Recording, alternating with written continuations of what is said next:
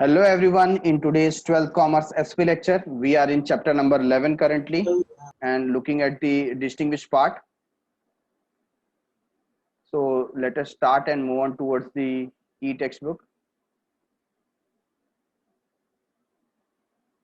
On page number 165, there is a distinguish between money market and capital market. Initially, we have studied that money market is used for short-term loan demand or loan requirement, and capital market is used for medium and long term loan. ठीक है, तो यहाँ पर पहले meaning देख लेते हैं हम. पॉइंट्स में लिखा हुआ है meaning. For money market, it is a component of financial market where short term borrowing take place. तो यहाँ पर इंपॉर्टेंट क्या है? Short term borrowing. So friends, मेरे साथ आप भी ये जो पर्टिकुलर वर्ड है उसे मार्क करेंगे, short term borrowing. And for the capital market हम मार्क करेंगे लॉन्ग टर्म बोरोविंग को. ठीक है. Time period. In money market, the instrument traded have maturity period of 1 year or less than 1 year. एक या एक से कम साल के लिए मनी मार्केट का इस्तेमाल किया जाता है. Whereas capital market, maturity period of more than 1 year. एक साल से ज्यादा के लिए इसका मैच्योरिटी पीरियड होता है.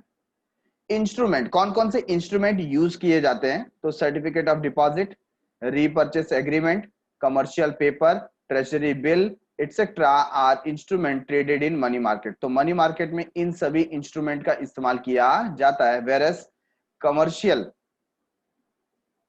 हम यहां पर कैपिटल मार्केट को जब हम देखते हैं तो उसमें क्या क्या आ जाता है? Stocks, share, debenture, bonds, securities of the government are the instrument of capital market. तो ये सारी चीजें इसके इंस्ट्रूमेंट है जिसके थ्रू फंड रेज किया जाता है. पर्पस ऑफ बोरोविंग, क्या पर्पस हो सकता है? To meet working capital requirement.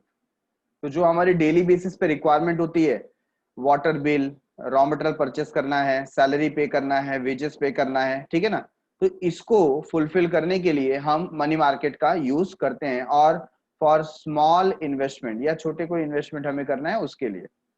Long term funds are required to establish new business, expand और डाइवर्सिफाई बिजनेस और परचेस ऑफ फिक्स्ड एसेट. तो यहाँ पर ये सब एक्टिविटीज के लिए आपको कैपिटल मार्केट का रुख करना पड़ता है. Institutions, participant in the market are central bank. तो पार्टिसिपेशन किस किस का होता है? सेंट्रल बैंक का, commercial bank, acceptance houses, and then we have NBFC जिसे हम बोलते हैं नॉन बैंकिंग फाइनेंशियल कंपनीज या फाइनेंशियल इंस्टीट्यूशन. इसमें इनका रोल होता है. ठीक है. साथ ही साथ बिल ब्रोकर है, वो भी इसके अंदर आ जाते हैं. कैपिटल मार्केट की बात करें तो stock exchange, commercial bank and non bank institutions, financial intermediaries etc are the participants in the market. Risk, क्या लेवल का रिस्क होता है? In money market risk factor is very less because maturity period of the instrument is less than 1 year. Maturity period कम है, इसके लिए risk भी कम है. In the capital market, risk is more as compared to in the market. The reason behind this is the instrument have long maturity period. Instrument का क्या है? Long maturity period. ये इसके पीछे का रीजन है कि इसमें रिस्क ज्यादा होता है as compare to money market. Return on investment, हम जो इन्वेस्ट करते हैं उस पर आपको रिटर्न क्या मिलेगा? जो भी रिटर्न मिलेगा is less as they are highly liquid and safe. ये बहुत ही सेफ होता है तो इसके लिए रिटर्न्स कम मिलते हैं. वेराज जब हम बात करते हैं कैपिटल मार्केट की, इट इज मोर, ठीक है ना, comparatively high as they are more risky. ये रिस्की ज्यादा है, इसके लिए यहाँ पर जो रिटर्न्स है वो मनी मार्केट से ज्यादा मिलते हैं. रोल इन इकोनॉमी, इकोनॉमी में क्या रोल है? This market increases liquidity. क्या करते हैं? Increases liquidity of funds in the economy. और कैपिटल मार्केट से क्या होता है? Helps in mobilization of saving in the economy. तो सेविंग को इन्वेस्टमेंट बनाने का काम कौन करता है? Capital market. Now next is primary market, secondary market. बहुत ही इजी आपके लिए, मैंने आपको पहले भी बता दिया था, जो पर्टिकुलर शेयर और सिक्योरिटी आपको डायरेक्ट कंपनी से मिलता है तो उसे हम क्या बोलेंगे, उसे हम बोलेंगे प्राइमरी मार्केट, ठीक है ना। और जो हमको स्टॉक एक्सचेंज से परचेस करना पड़ता है तो उसे हम क्या बोलेंगे, सेकेंडरी मार्केट। अभी रिसेंटली एक कंपनी का आईपीओ आया है,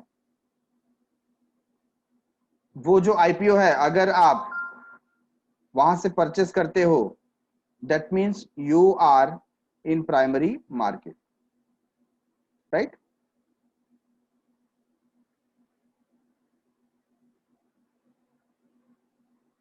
तो कंपनी के नाम अगर रिसेंट का देखोगे तो एक है computer age management services limited, इसका आईपीओ भी रिसेंट आया है।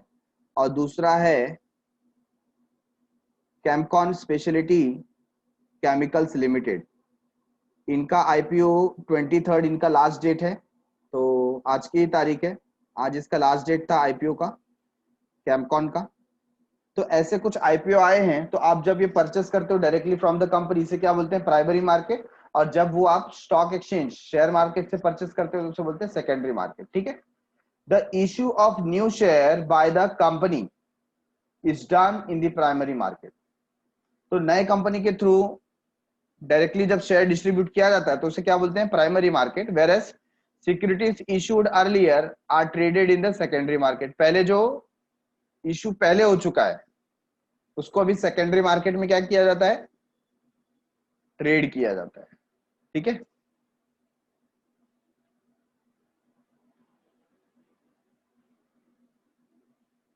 मोड ऑफ इन्वेस्टमेंट, इन्वेस्टमेंट का क्या मोड है, direct investment in the securities. Securities are acquired directly from the company. हम सिक्योरिटी डायरेक्टली कहां से ले रहे हैं, कंपनी से ले रहे हैं, तो डायरेक्ट इन्वेस्टमेंट हो रहा है सिक्योरिटीज में, ठीक है। Whereas सेकेंडरी मार्केट में क्या होता है, indirect investment as the securities are acquired from other stakeholders. तो आपने किसी और से सिक्योरिटीज अक्वायर किया है तो ये इनडायरेक्ट इन्वेस्टमेंट है। कैसा इन्वेस्टमेंट है, इनडायरेक्ट इन्वेस्टमेंट, ठीक है। डायरेक्ट इन्वेस्टमेंट नहीं है, क्योंकि आप जो पैसे दे रहे हो वो पैसे किसी थर्ड पार्टी को जाएंगे, ना कि कंपनी को। कंपनी को तो वो पैसे पहले ही कोई दे चुका है, ठीक है।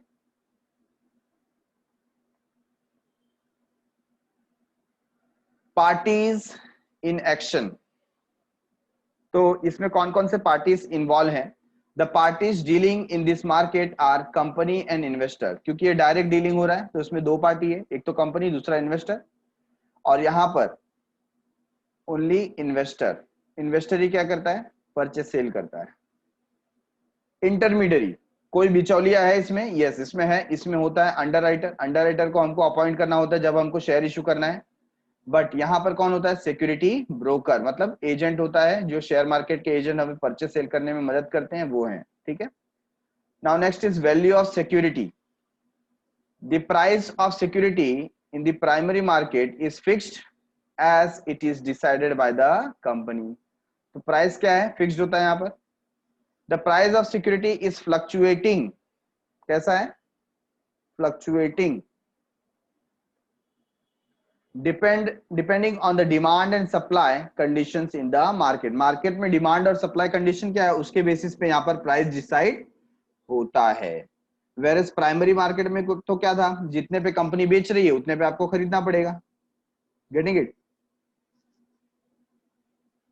तो यहां पर हमने ये दो पर्टिकुलर डिस्टिंग्विश फिनिश किया जो इस चैप्टर पॉइंट ऑफ व्यू बहुत ही इंपॉर्टेंट है। तो इस चैप्टर में से एक डिस्टिंग्विश तो आएगा ही, ये दोनों में से, इसे अच्छे से बाय आउट करें। Try to write 3 to 5 times. So we have completed with this particular chapter.